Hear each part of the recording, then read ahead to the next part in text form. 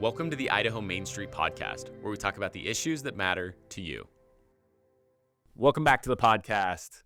We've got an exciting episode today. So we're in a time where many are questioning the value of a higher education degree, particularly when it comes to the return on investment. So we went out and pulled in two community college presidents right here from the Gem State in Idaho. So we have President Fisher from the College of Southern Idaho and President Barber from the College of Eastern Idaho. And we appreciate you both being here today.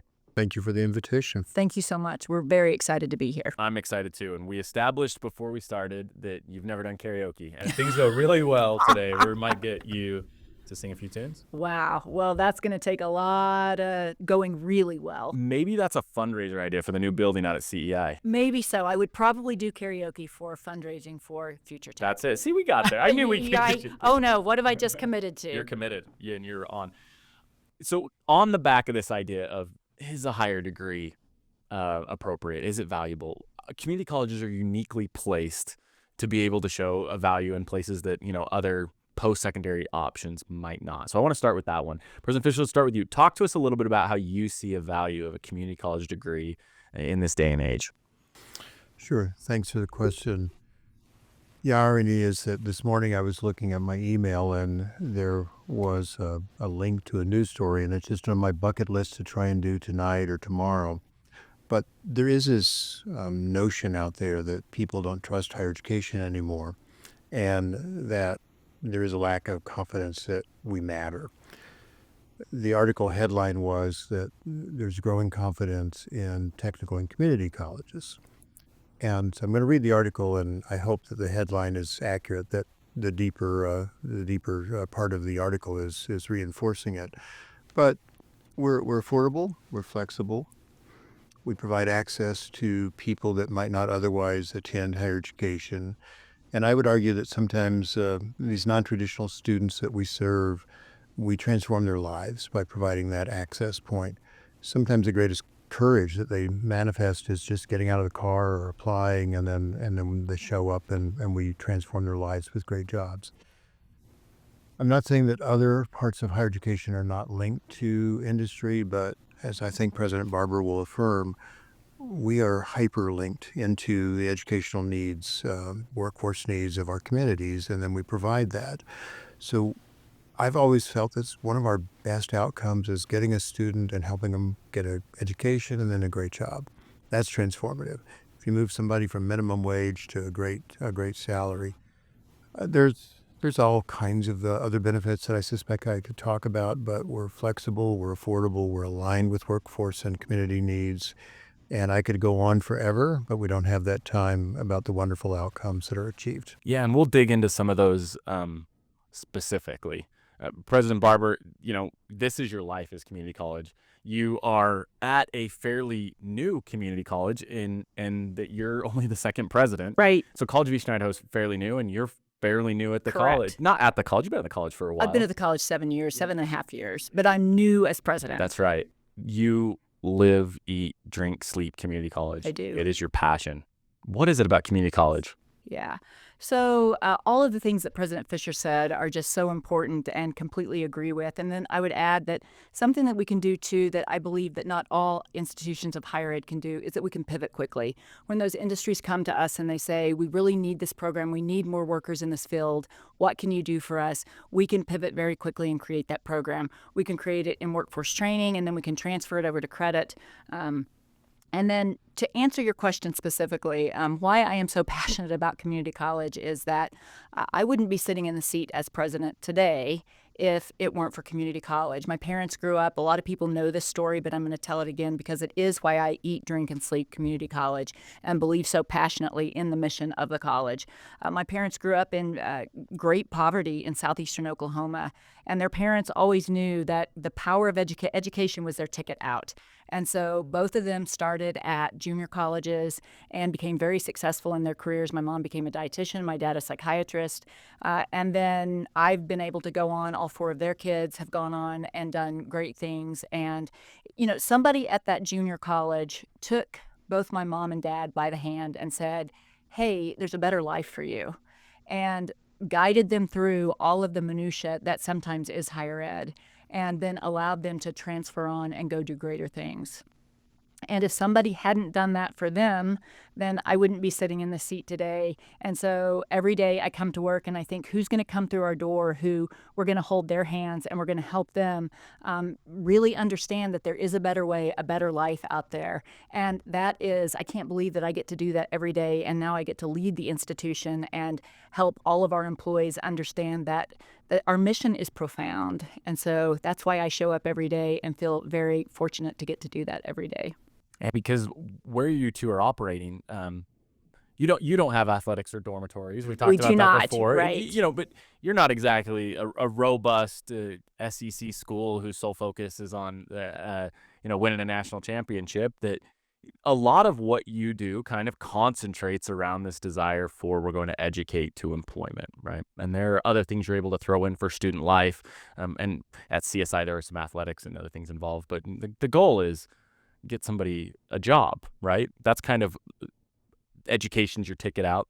So when you concentrate around this idea of education to employment, let's talk about the who. President Fisher, what do your average students look like? I don't know that we have an average student, and so I'm going to resist the idea that we've got the average. But we have students that are returning for re-education. They're re-entering in their 40s or 50s into education. We have short-term training. I think we need to make sure that we talk about workforce on the non-credit side. That is a powerful way that we help people lift themselves into good-paying jobs as well. We have a lot of traditionally aged students. If I can just be brief, Twin Falls is sort of isolated from university options. Pocatello is a good drive. Boise is a good drive. So we have a lot of traditionally aged students that show up and then transfer. We serve them. What would an average student look like? Someone probably that is a first-generation college student, someone that is more likely than not to be eligible for a Pell Grant, someone that's probably working and caring for family members and supporting a family. They are students that want a better life. We're there to hold their hands and support them. And we are the winningest community college in the nation in terms of regional and national championships. So we may not be in the SEC, but we also have that dimension of life as well. Yeah. There's always banners hanging in the CSI gymnasiums for something. And for the record, you are talking to two transplanted Oklahomans and talking about the SEC. That may not be the best. The best topic. Yeah, maybe not. It was interesting. Let's not go there. No, let's not go there. Before we started recording, we noted that the similarities are more than just two community college presidents from Idaho, in Idaho, I should say. You grew up 15 miles apart? 15, 20 miles away from each other. Didn't know each other. Nope. And I'm assuming you rubbed shoulders before you became president. We did, you guys yes. know each other. And dates back to your good old days as Okies. Okies. Well, you can say Okies. I can't say Okies. Yeah. That's appropriation. Actually, it's fine. You can say you're gonna let Okies me? too. We'll give you permission. This is all going to have to get cut in post-production. Like Brennan got off the rails again and talking about Okies. You make a great point, President, about the average student at a community college is not an average student. President Barber, you have put an emphasis on walking through the halls, and you metaphorically hold the hands of students. We also literally put your arm around them, and your students are your friends, and you try to be very visible on campus. What do you learn in those interactions daily as you're interacting with your students? Yeah, I learned so much about students, and I learned that sometimes there is a stereotype about the community college student that perhaps they are, and we do have a lot of first generation. We have a lot of students who are Pell Grant, but we also have a lot of students who are just saying, this is a great value. I can come here and I can finish those my generals, or I can do the first 2 years, and then I can go out and get a job if they're in some of our career technical education programs, or they can transfer on to university. And so more and more we are seeing that. I would echo what President Fisher said, that there just isn't a traditional student. And what I learned from those students is that they all have big hopes, big dreams, and we are there to help them get to that goal. And whether that goal is to take 2 classes from us, then we want to help them get to that goal. If their goal is to become president of the United States, then we want to help them get to that goal as well. So I just learned that they have all sorts of dreams and goals, and really helping me understand then that it is our job to help them get and reach that goal. And like CSI, you're also located in an area that does not have a major university presence, right? There's education opportunities anywhere you go, but CEI, in terms of full campus, is kind of the option. So you have a lot of students that if they're working, if they need to be in Idaho Falls, it would be hard for them to pack up and move to Pocatello or Boise. Or even drive. I mean, and we are great partners with Idaho State University, but for some of our students, driving that 45 miles, that 50 miles, it might as well be 500 miles. They just can't do it. They don't want to do it. They don't have the time to do it.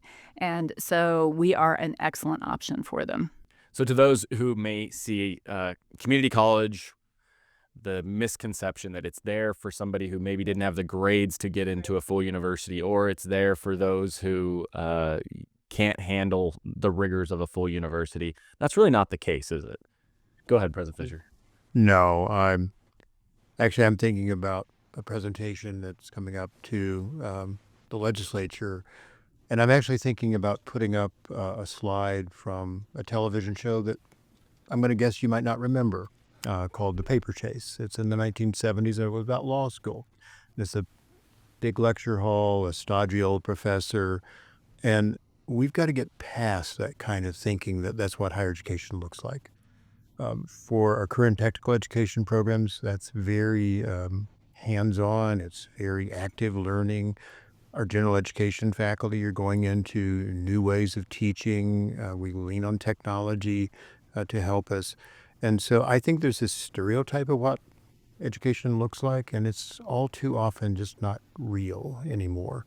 We've got active learning ways, case studies, applied learning, hands-on learning, and frankly, I'm growing a little frustrated with the fact that sometimes the American media, movies, and television, they present images of higher education that I haven't seen for about 20 years in the classrooms. And so I think we've got to get past this notion that education looks like that. And we meet our students where they are, and we support them. And one of the best days, and I know it sounds cliche, but one of the best days is graduation day. It's just so fun to see the faces and the families. And then frankly, GED graduation days are amazing too, because you see people that sadly might have been told in life that they couldn't do it. And now we're just proving society wrong, and they are doing it. I would also say that in many ways, I think community colleges are leading the changes that President Fisher was talking about, in that we are open to offering micro-credentials and short-term training and workforce training that then those students, those learners can go out and get a job with that short-term training. But if they want to come back and get a degree later on, that we take that short-term training and we see how it can fit right into a degree so they don't have to go and start over from zero. And so, I mean, education is just massively, there's a book called The Great Upheaval, and we are in a great upheaval. And I think it's community colleges who are really looking at that great upheaval and thinking, how can we leverage that to make this education system better for all of our learners? So as education changes, I think community colleges are leading the way. Because there's a sense of, you talk about flexibility, you can be nimble, you can make innovative changes quicker as a community college than some of your higher like four-year degree partners. Sure, I completely agree. But when we talk about students don't look the same, community colleges don't look the same either.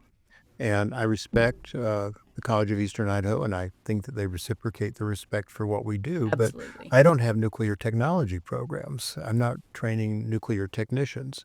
I also don't have the Idaho National Lab in my backyard. But I do have Chobani in my backyard, and I've got Cliff Bar, and I've got a lot of food processing and dairies. So our agricultural portfolio, food processing, automated manufacturing profile looks different. So I think community colleges have proven themselves within the state and then throughout the nation being nimble, adaptive, and pivoting much more quickly than anyone else, I think, does in higher education. And taking on the complexion of the region, which is exactly what you were alluding to. For us, it is. We have partnerships with INL, with Mountain View Hospital, with ERMAC, with Community Hospital, with Teton Toyota. I mean, they're all coming to the table, Premier Technologies, and saying, here's what we need. How can you help us? And then we go out and we do that. We in conjunction with them at the table, develop that curriculum so they're getting the employee that they need. So we do take on the complexion of our region and really distinguish ourselves regionally. And I think that's this workforce development idea is something that many may not be aware of, that you're able to speak to the large employers in your community, meet their needs where they say, I have openings, I need more people. And that relates and translates to immediate job placement for your graduates. That's a beautiful thing. So help me understand then, because it's not just the fact that we're going to get them their degree and put them in that place, but some of them are already working in those fields, and you're also helping, as you mentioned, leveling up their education. Mentioned micro-credentialing. President Barber, give me some specific examples of how, if I'm somebody who's already employed, a community college may assist me in my career. For sure. So let's just talk about Teton Toyota. Teton Toyota came to us and they said, we're really not getting enough trained auto techs. What can we do to get them trained more quickly? And they can't. Right now we have a program for some students that works great where they can cut their 8 to 5 or 8 to 3 in the classroom 4 to 5 days a week. That didn't work for Teton Toyota because they need those technicians at their place of work during those hours. And so we got a grant from the Education Design Lab and developed these micro-credentials where they come to CEI in the evening, they get their their book portion of the curriculum, and then they're actually doing their lab training on the job while they're working for Teton Toyota. So, and we're working in conjunction with them for instructors. So it's almost like an apprenticeship, but it's a micro-credential, and it's around the ASE certification. So they might do an 8-week module in brakes or transmission, and then for every module that they complete, Teton Toyota will give them just a little bit of a raise. So it is a win-win-win. It's a win for the school because we have these modules, we have the micro-credentials. We're getting somebody trained in 8 weeks. It's a win for Teton Toyota because they're getting trained employees, and it's a win also for those students because they get to continue working while they're earning, while they're learning. I like that. Yeah. And it rhymed. Yeah. Who doesn't like a rhyme? It's perfect. I'll give you a couple of different examples. We've got an automotive technology program that is aligned with General Motors curriculum, and they're sponsored often by dealers. They come in for a semester, they're learning, and then they're going out to that dealer and working for a semester. We've got faculty that will travel to supervise and mentor them in those learning environments, but it's a learning environment is a shop at a dealer where they're repairing cars. So they're learning theory, they're learning by doing. That's a model that's aligned with General Motors. It's been around for many years at the college. Freightliner, diesel technology is another one where we do that. But then I'd also take it back that several months ago I was in a conversation with the HR director at Chobani. And as they have people that move off of the lines and then they move into supervisory roles, he was sharing with me, I need some people to just help me with upskilling these folks that are now in supervisory roles, basics of supervision, elements of communication. Some people fear public speaking, writing technically and writing, business emails rather than something that looks like a text message. So you can take 3-4 courses and create a micro-credential of the skills that supervisors would need, that people that aspire to leadership roles need. So we can do those things with general education courses. We can do the things like you're describing with Teton that we do with General Motors. And industry's really happy about that. And then we can talk about apprenticeships too, what we do on the non-credit side to get plumbers and electricians and all of those folks out there that are equally important. When you need an accountant, you need an accountant. When you need a plumber, you need a plumber. We've talked about how somebody who may have been out of school for quite a while can benefit from a community college. Somebody who's recently graduated from high school can go in and start building credits. You're also, community college play an important role for those who are still in high school, particularly in Idaho. And when I went to Utah State University freshman year, I found that all my friends who had attended high school in Utah had associate's degrees, and they got those as dual enrollment classes. And that wasn't an option in Idaho at the time. And then in just a few short years, we've made leaps and bounds in catching up in the region with what we're doing. President Barber, talk about how exciting it is to see that transformation happen in education. That is so exciting. And really, it's exciting that Idaho is, in many respects, leading the way in advanced opportunities at early college. So every high school student has available to them just over $4,000 from the Advanced Opportunities Fund to take college credits while they're in high school. And it's just a great way to get students excited about going on. Our go-on rate in Idaho and that means going on from high school to college, historically has not been high. And so this is a way to get students really excited about higher education while they're in high school. And at CEI, we've gone from having about 4 or 5 students in 2017 to we have over 1,500 students enrolled in our early college program. And they're taking everything from cybersecurity to general education courses, getting those associate degrees. So when they transfer to a university, they are ready to go. And again, really getting them inspired and excited about college and exposing them to a lot of different majors in college that they might want to think about when they go on. So it's just extraordinary that Idaho is leading the way for this option for high school students. And there tends to be, I think of myself at 17, and the priorities of my life weren't necessarily to tackle the learning gap between high school and higher education. Talk to us a little bit about what CSI is doing to work with school counselors and helping high school kids understand and get a better grasp of what their opportunities and options are if they want to go on. I'm going to change the question a little You're bit. allowed to. I'm going to also talk about what we do ourselves, along with what we do to help the counselors. At the College of Southern Idaho, we have a very significant portfolio of dual credit students, and we hire individuals that we call them early college coordinators, and they're assigned to particular high schools. And those individuals will go out there, partner with those high school counselors, support the enrollment. We've got individuals that will be academic liaisons to go out and make sure that the learning is assessed so that we can confirm that indeed you use the word gap. We don't want learning gaps between what they're achieving in the high school and what we hope would be achieved in our classrooms. So we have the academic mentors that will come alongside teachers, our early college coordinators that will come alongside the counselors. And I think it was last legislature, the legislature raise the amount of the advanced opportunity, and it is designed so that a student can get a complete associate's degree while they are in high school. So the math works out the same. Multiply the tuition, multiply it by 60, and you get to a full degree. So we actually have the irony that some students are graduating from college before they're graduating from high school. Wow. If I could, also the legislature, and we are very grateful for this change. There was a change in how advanced ops could be used, and now workforce training. There's a few workforce training programs, meaning non-credit programs that students can take that money and use. So that's really important. Give us an example of what one of those might be. Yeah.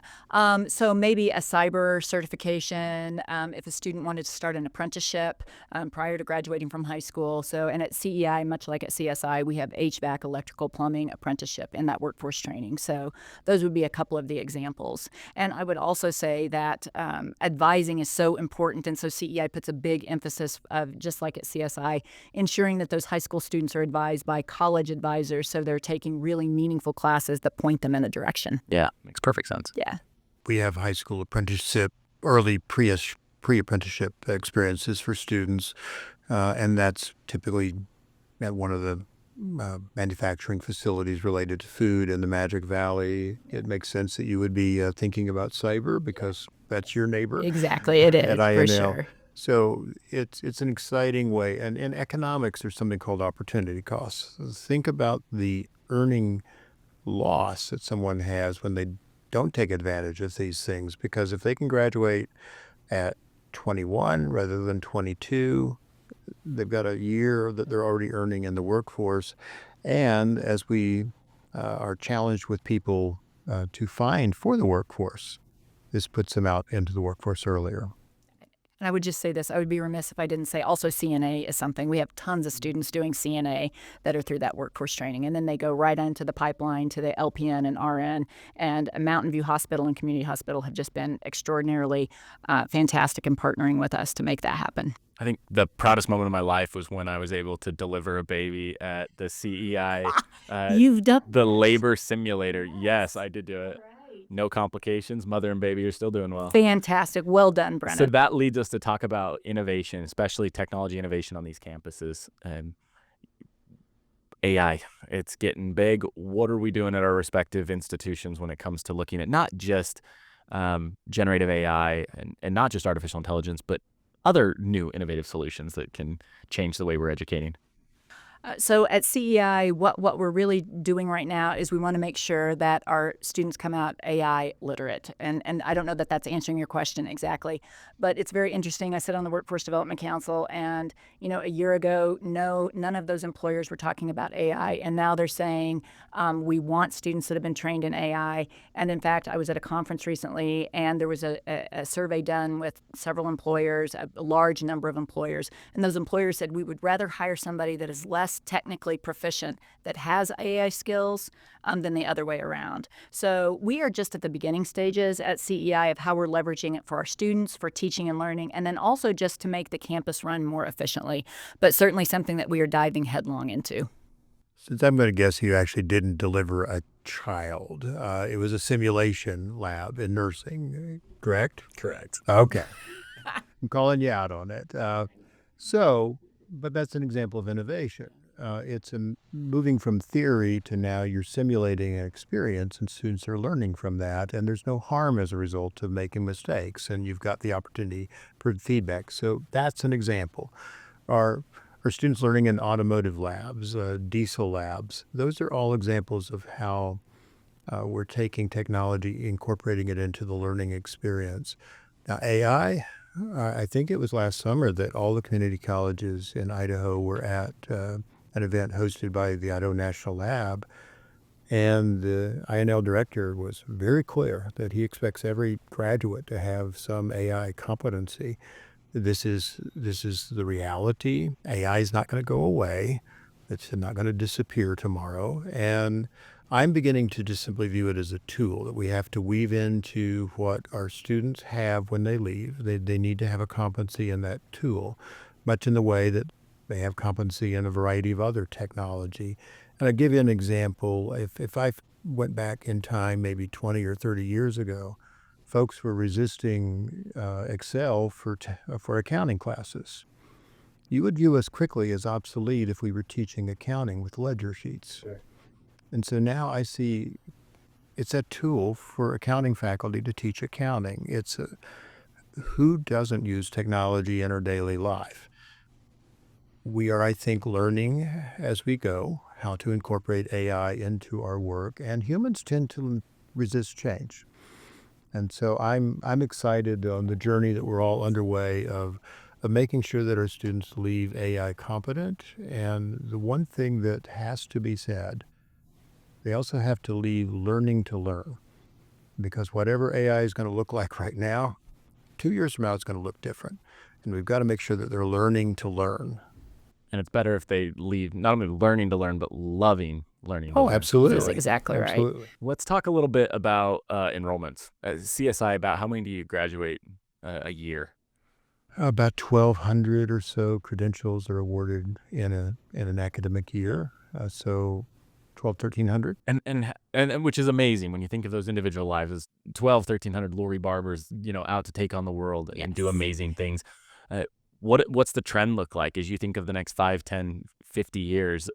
What does CSI's growth look like?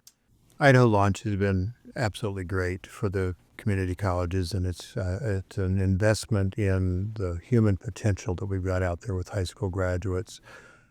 We experienced about a 15 or 16% growth last fall in our freshman enrollment. I think we were at 18%. We had an 18% enrollment increase, which is amazing. And I think overall the governor and his state reported a 15% increase among the four of us.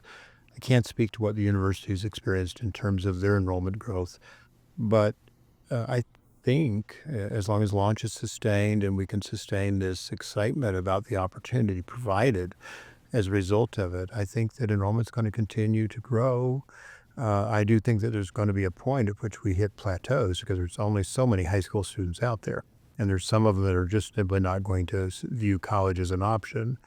That's sad, but that's probably the reality. So I think it's on a trajectory that will continue to grow, and that brings up the capacity that we've got. We all have to hire new people to make sure that we are ready for those students, but that's another topic. CEI is also just on an extraordinary upward trajectory. And so our enrollment for this spring is up 11%. And for those of you not in the academic world, that is an incredible number because usually you see a dip in enrollment in spring. So for us to we've just been up. Last fall, that 18% growth, we were scrambling at the last minute so we could make room for all those students who wanted to come to us, didn't want to turn one of them away. Launch was significant for CEI as well in those in-demand programs, and we're very grateful for it. I see the growth rate for CEI continuing. And there's a lot of talk out there about the demographic cliff, that, there's a lot fewer students graduating from high school. I was just with someone this morning, and they are sending me an article that says Idaho, though, is likely not to be one of those states who experiences that demographic cliff like other states are going to have to grapple with. So I think at CEI, we are just getting started, and I am very optimistic that we will just continue to grow and grow and grow as long as we have room to accept all of those students who want to come to us. Yeah, and that presents a new problem. It's New challenge, not a problem. It's a good. It's a challenge. A good problem to have, and a challenge that we will tackle and solve. Absolutely. You two have been wonderful, very generous with your time today. I love the optimism. I love the excitement around helping a young learner or a non-traditional learner find the right path. We didn't get into a lot of things that we probably should have, and we'll have to have you back for a later time, but it sounds like the state of community colleges in Idaho is exciting, and there's great growth ahead. So we appreciate you coming, and we wish you well as you go throughout the state and tell everybody the good news of what's happening at your respective institutions. Thank you so much for having us. Thank you. Thank you. Until next time.